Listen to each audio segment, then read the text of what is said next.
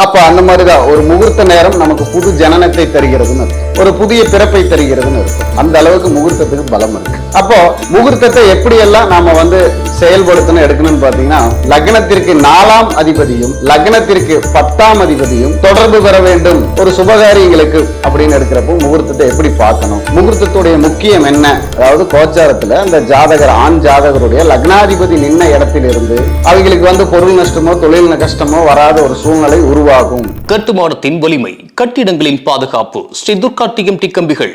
DVR garden signature living T Nagar இப்போ திருவள்ளூருக்கு வந்தாச்சு. Near D mart on new bypass road, Tiruvallur நகராட்சிக்குட்பட்டது. பிளாட் 20 லட்சம் முதல். கான்டாக்ட் 9955511814. வணக்கம், வாழ்க வளமுடன், வாழ்க வையகம். பக்தி கபே சேனல் நேயர்கள் அனைவர்களுக்கும் என் வணக்கத்தையும் நன்றியும் தெரிவித்துக் கொண்டு நாம இப்ப பார்க்க போற ஒரு பதிவு என்னன்னு பாத்தீங்கன்னா, அதாவது முகூர்த்த நேரம் எவ்வளவு முக்கியம் ஒரு திருமணத்துக்கு, ஏன் முகூர்த்த நேரத்தை முக்கியம்னு சொல்றோம் அப்படிங்கறத இந்த பதிவுல பார்க்க போறோம். அதாவது முகூர்த்த நேரம் அப்படிங்கிறது ஒரு புதிய ஜனனம்னு அர்த்தம். ஏன்னா நம்ம பிறக்கும் போது எதை வச்சு நேரம் லக்னத்தை எதை வச்சு குறிக்கிறோம், நேரத்தை வச்சு குறிக்கிறோம். அப்ப அந்த மாதிரிதான் ஒரு முகூர்த்த நேரம் நமக்கு புது ஜனனத்தை தருகிறதுன்னு அர்த்தம். ஒரு புதிய பிறப்பை தருகிறதுன்னு அர்த்தம். ஒரு புதிய செயல்பாட்டை நிர்வகிக்கிறதுன்னு அர்த்தம். அப்போ அதனாலதான் முகூர்த்தம் ரொம்ப முக்கியம். ஒரு முகூர்த்தம் திருமணத்தை செயல்படுத்தும். ஒரு முகூர்த்தம் எல்லா சுபகாரியங்களும் செயல்படுத்தும். ஒரு முகூர்த்தம் எல்லா வெற்றியை செயல்படுத்தும். ஒரு முகூர்த்தம் எல்லா சூழ்நிலையையும் தன்னம்பிக்கையும் திறமையையும் செயல்படுத்தும். நல்ல உறவுகளை வலுப்படுத்தும். அந்த அளவுக்கு முகூர்த்தத்துக்கு பலம் இருக்கு. அப்போ முகூர்த்தத்தை எப்படி எல்லாம் நாம செயல்படுத்தணும் எடுக்கணும்னு பாத்தீங்கன்னா, இப்போ ஒரு திருமணம் அப்படிங்கிறது 10 பொருத்தம் இருக்குங்கிறாங்க. திருமணத்துல 10 பொருத்தம் இருக்குதப்பா, நாங்க காலண்டர்ல முகூர்த்தத்தை பார்த்தோம், திருமணத்தை பண்ணணும் அப்படின்றாங்க. இல்லைன்னா போயிட்டு 10 பொருத்தம் இருக்குன்னு சொன்னாங்க. அப்ப அவங்க ஒரு முகூர்த்தத்தை குறிச்சு கொடுத்தாங்க. நாங்க போய் ஐயர்கிட்ட தான் குறிச்சிட்டு வந்தோம், இல்ல ஜோதிடத்தை தான் குறிச்சிட்டு வந்தோம் அப்படின்றாங்க. ஆனா அந்த முகூர்த்தம் குறிச்சிட்டு வந்ததுமே என்ன ஆகுது, ஒரு 10 நாள், ஒரு 20 நாள், ஒரு 2 வருஷம், 1 வருஷம் அப்படிங்கிறப்ப ஒரு பிரிவு வருது. அப்ப நாங்க நல்ல நேரம் பார்த்து 10 பொருத்தம் இருக்குதுன்னு சொல்லித்தான் திருமணம் பண்ணணும் அப்படின்றாங்க. அப்ப முகூர்த்தத்துக்கு பாவகத்துக்கும் சுத்தம் வேணும், முகூர்த்த லக்னத்துக்கும் சுத்தம் வேணும், முகூர்த்த கிழமைக்கும் சுத்தம் வேணும், முகூர்த்த நேரத்திற்கும் சுத்தம் வேணும். இந்த மாதிரி 4 சுத்தங்களும் அந்த லக்னத்திற்கும் ராசிக்கும் அந்த ராசி நாதனாகிய நாதனுக்கும் நாதிக்கும் அதாவது நாயகிக்கும் வேணும். ஆணுக்கும் பெண்ணுக்கும் 2 பேத்துக்குமே இந்த சுத்தங்கள் இருந்தாலே அவங்க வாழ்வாங்க அப்படின்னு அர்த்தம். பிரிய மாட்டாங்க. ஏன்னா ஒரு திருமணம் அப்படிங்கிறது, திருமண பந்தங்கிறது பிரிவில்லா பந்தமா இருக்கணும். அந்த பந்தம் தான் நமக்கு தேவை. அப்ப இந்த பந்தம் தேவைங்கிறத நம்ம எப்படி செயல்படுத்த முடியும் அப்படின்னா, அதுக்கு முகூர்த்த லக்னம் தான் கை கொடுக்கும். ஏன்னா ஒரு முகூர்த்த லக்னம் புது ஜனனத்தை தரும் நான் முதல்லயே சொன்னேன். அப்படி இருக்கிறப்போ முகூர்த்த லக்னத்துடைய முக்கியம் இவ்வளவு தூரம் இருக்கிறப்போ நாம எப்படி ஒரு முகூர்த்தத்தை தேர்ந்தெடுக்கணும், ஒரு திருமணத்துக்கு எந்தெந்த நேரத்துக்கெல்லாம் முகூர்த்தத்தை பார்க்கணும், ஒரு சுபகாரியங்களுக்கு அப்படின்னு எடுக்கிறப்போ முகூர்த்தத்தை எப்படி பார்க்கணும், முகூர்த்தத்துடைய முக்கியம் என்ன அப்படிங்கிறது தான் இப்போ பாத்தீங்கன்னா, ஒரு திருமணங்கிறது அடிப்படை போடுறது எந்த இடத்துல இருந்து அப்படின்னா, நிச்சயதார்த்தம்னு சொல்லக்கூடிய அமைப்புல இருந்து அடிப்படையை நம்ம ஸ்டார்ட் பண்றோம். அந்த நிச்சயதார்த்தம் தான் அஸ்திவாரம். அப்போ நிச்சயதார்த்தத்துக்கே முகூர்த்தம் ஜாதகருக்கு நல்லா ஒத்து போகணும். அதாவது ஆண் ஜாதகத்திற்கு பலமா ஒத்து போகணும். ஏன்னா ஆண் ஜாதகம் தான் வாழ வைக்கக்கூடியது, பெண் ஜாதகத்தை பாதுகாக்கக்கூடியது. இப்போ ஒரு படத்துல இருக்கிற மாதிரி, ஆணை பெண்ணை விட பலமாக படைத்தது, பெண்ணை பாதுகாப்பவே, பெண்ணை பலவந்தப்படுத்துவதற்கல்ல. அப்போ ஒரு ஆண் தான் பாதுகாப்பு அப்படின்னு நமக்கு அந்த காலத்துல இருந்து ஒரு அமைப்பு இருக்கு. அப்போ அந்த ஆணுக்கு அந்த பெண் பார்க்க போகும் பொழுது ஜாதகத்திற்கு அந்த ஆணுடைய ஜாதக லக்னத்தில் இருந்து லக்னாதிபதியும் லக்னத்திற்கு 4ஆம் அதிபதியும் லக்னத்திற்கு 10ஆம் அதிபதியும் தொடர்பு பெற வேண்டும். அந்த நிச்சயதார்த்த முகூர்த்தத்துல தாம்பூலம் மாற்றும் பொழுது லக்னாதிபதியும் லக்னத்துக்கு 4ஆம் அதிபதியும் லக்னத்துக்கு 10ஆம் அதிபதியும் சம்பந்தப்படணும். தாம்பூலம் மாற்றும் பொழுது அப்பொழுதுதான் அது ஒரு நிலையான நல்ல முகூர்த்தமாகவும் நல்ல அமைப்பையும் தரும். அந்த லக்னத்திற்கு, அதாவது நிச்சயதார்த்த தாம்பூலம் மாற்றும் பொழுது இருக்கக்கூடிய லக்னத்துக்கு பாத்தீங்கன்னா இந்த முகூர்த்தம் எப்படி இருக்குன்னா, இந்த ஜாதகருடைய சந்திரன் அந்த அன்னைக்கு சனி பகவானுக்கு 6-8 வரக்கூடாது. எப்படி நிச்சயதார்த்த அன்னைக்கு ஜாதகருடைய சந்திர பகவான் அன்னைக்கு கோச்சாரத்தில் இருக்கக்கூடிய சனி பகவானுக்கு 6-8-12 வரக்கூடாது. 12 கூட வரலாம், 6-8 வரக்கூடாது.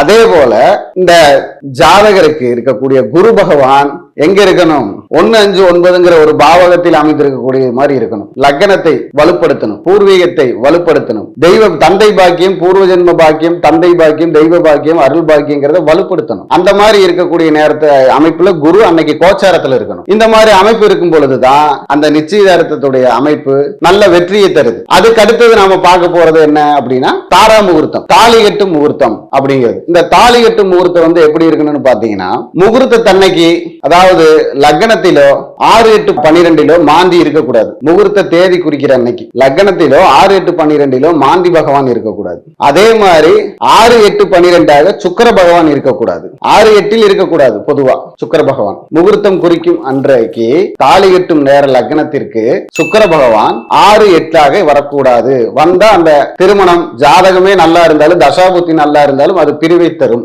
ஆண் பெண் நட்பிற்கு அது நன்றாக இருக்காது. ஒரு நல்ல உறவுகளை அது தீர்மானிக்காது. அதே போல அந்த அன்னைக்கு அதாவது ஜாதகருடைய லக்னாதிபதி நின்ன இடத்தில் இருந்து, அதாவது கோச்சாரத்துல அந்த ஜாதகர் ஆண் ஜாதகருடைய லக்னாதிபதி நின்ன இடத்தில் இருந்து 6, 8, 12க்கு சந்திரன் போகக்கூடாது. அப்படி போனாலும் அங்கு மனநிலை சரி இருக்காது. உறவு நிலையில பிரச்சனை வரும். குடும்ப உறவுகள்ல பிரிவுகள் வரும் சொல்லிடலாம். ஒரு முகூர்த்தத்தன்னைக்கு கோச்சாரத்துல என்ன கிரகம் இருக்குதோ அந்த கிரகம் இந்த ஜாதகருக்கு பலமா இருக்கணும், பலவீனமா இருக்கவே கூடாது. அப்படி இருக்க வேண்டிய முகூர்த்தங்களை நாம பதிவு பண்ணணும். அந்த அன்னைக்கு அந்த முகூர்த்தத்திற்கு குறிக்கக்கூடிய லக்னம் சுத்தமாக இருக்கணும். முகூர்த்தத்துக்கு இருக்கக்கூடிய மாதத்துடைய கிரகம் சுத்தமாக இருக்கணும். அந்த முகூர்த்த தினத்துடைய கிரகம் சுகமாக இருக்கணும். அந்த முகூர்த்த கிரகமும் லக்னமும் தினமும் சுத்தியும் இருக்க வேண்டும். அப்படி முகூர்த்த சுத்தி, திருமண சுத்தி, பாவக சுத்தி, காரக சுத்தி இது எல்லாமே இருந்தா மட்டும்தான் அந்த திருமணம் ஒரு நல்ல தம்பதியராக வாழக்கூடிய சக்தியை தருகிறது. அதே மாதிரிதான் சாந்தி முகூர்த்தம்னு சொல்லக்கூடியது.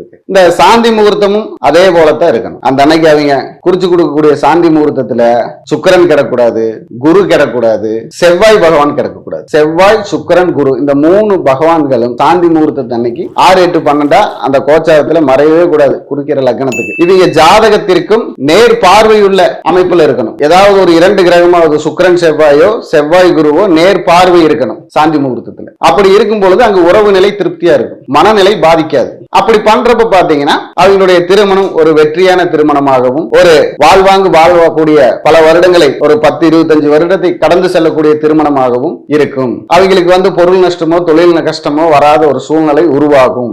அப்படின்னு நம்ம அந்த ஜாதகத்திற்கு, ஒரு ஆண் பெண் ஜாதகத்துக்கு முகூர்த்த லக்னம் எவ்வளவு முக்கியம். அது எல்லாத்துக்குமே ஒரு தொழில் தொடங்குறதா இருந்தாலும் சரி, தொழில் தொடங்குறதுக்கு ரொம்ப அவசியமா பார்க்கணும். ஏன்னா நம்ம முதலீடு போட்டு பண்றதுனால தொழில் விஷயத்துக்கும் நல்ல பார்க்கணும். ஒரு வீடு கட்டி அந்த வீட்டுக்குள்ள குடிபோறப்பவும் சரி, நம்ம நல்ல பயங்கரமான முறையில சிரமப்படாம நேரம் எடுத்து நல்ல விதத்துல பார்த்து ஒரு வீட்டுக்குள்ள போய் கால் வைக்கணும். ஒரு பெண் கழுத்துல தாலி கட்டணும். ஒரு தொழில் தொடங்கணும். அது ஆணுக்கும் பெண்ணுக்கும் எல்லாருக்கும் அப்படித்தான். இந்த மாதிரி நம்ம ஒவ்வொரு, ஏன்னா நேரம் காலத்தை கடத்தி விடும். ஆனா காலம் நமக்கு கைக்கு கிடைக்காது. நேரம் கிடைக்கும், காலம் கிடைக்காது. ஏன்னா நேரம் தான் காலத்தை கடத்தி விடும். அப்ப இந்த கடத்தி விடக்கூடிய காலத்தை ஜெயிப்பதற்கு நேரம் நமக்கு ரொம்ப உதவியா இருக்கும். அப்ப அந்த நேரத்தை நமக்கு நல்ல நேரமா மாற்றக்கூடிய நேரம் நம்ம கையில் இருக்கு. அதை நாம செயல்படுத்தோம்னா வெற்றி பெறலாம். அந்த வெற்றி யார் அனுபவிக்கிறோம்? நாம தான் அனுபவிக்கிறோம். அப்போ நல்ல ஒரு ஜோதிடரிடத்திலோ, நல்ல அனுபவம் உள்ள ஜோதிடர்கள், நல்ல ஜோதிடரிடத்தில் போயிட்டு நீங்க ஜாதகம் பாருங்க. உங்க பக்கத்தால இருப்பாங்க, இல்ல